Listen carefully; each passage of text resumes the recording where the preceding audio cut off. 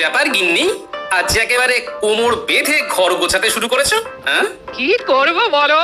ঘরেতে মানুষজন এসে যদি দেখে ঘর একেবারে এক হাঁটু হয়ে আছে, তবে কি ভালো লাগবে? মানুষজন? তা কাকে আবার ধরে বেঁধে ঘরে আনলে গিন্নি? ঘরে বেঁধে আনতে যাব কেন?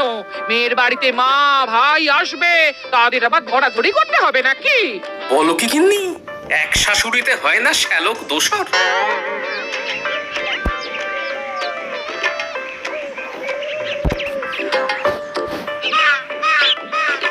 ও মা গো, যা মুখে আসছে তাই বলে যাচ্ছে।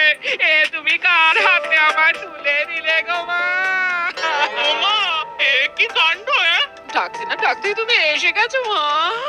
একেই বলে নারীর টান। প্রাণটা যেন এবারে একটু জোর হলো। মোক্ষম সময় আবির্ভাব ঘটেছে বটে দুই অবতারের। এ বলে আমায় দেখ, তো ও বলে আমায়। তুমি কি আমাকে কি? আমি আমি আমার মেয়ের কপাল পুড়তে দেব না।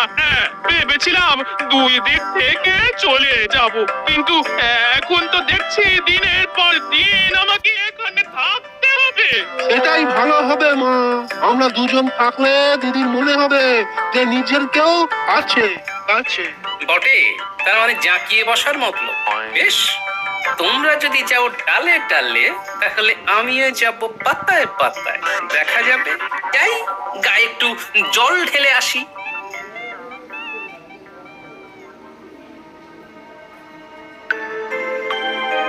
এইটাই তো আমি চাইছিলাম। এইবার তাহলে তোকে একা একা দুটো কাজের কথা বলতে পারবো আমি। ভালো করে দিদির কানে পুষ্পন্তরটা দিয়ে দাও তো দেখি, যাতে জামাই বাবু আর ওই ফু না করতে পারে। মন্তর? সে আবার কি? কিসের মন্তর? না না না না, তাতে আবার ওর কোনো ক্ষতি হবে না তো। তুই বোকা, জামাইয়ের ক্ষতি কি আমি চাইবো? তবে তোকেও তো নিজের ব্যাপারটা একটু বুঝে নিতে হবে নাকি? জামাই বাবু হলো মহারাজের খাস লোক, কিন্তু থাকে মাটির বাড়িতে। নিজের জন্য এখন থেকে গুছিয়ে না রাখলে পরে আরো ভুগতে হবে। তাই যেমন বলছি তেমনটা কর।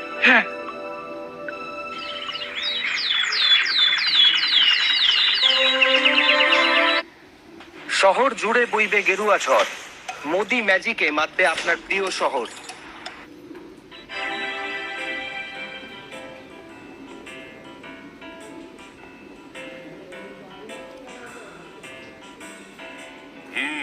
তাহলে রাজ্যে নতুন কোন প্রকল্প গ্রহণ করা যায় কিনা সেটা ভেবে দেখার কি হলো?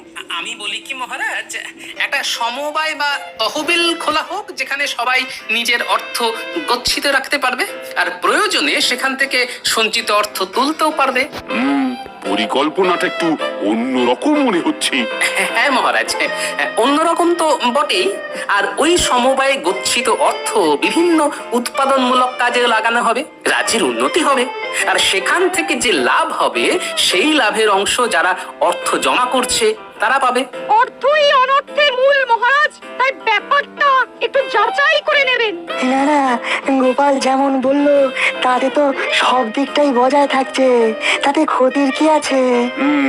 আমার কিন্তু পরিকল্পনাটা মন্দ লাগেনি, তবে আপাতত আমার সভাসদের নিয়ে পরীক্ষামূলক ভাবে এই সমবায় চলবে, আর সেটা দেখাশোনার ভার কিন্তু তাহলে তোমাকেই নিতে হবে মন্ত্রী। দেখে দেখে আর লোক পেলেন না মহারাজ? না মানে এইবারে মন্ত্রী মশাই একটা কাজের কাজ পেয়েছেন। আপনি যখন বলছেন মহারাজ, তখন সবার ভালোর কথা ভেবে না হয় এই দায়িত্বটাও আমাকেই নিতে হবে।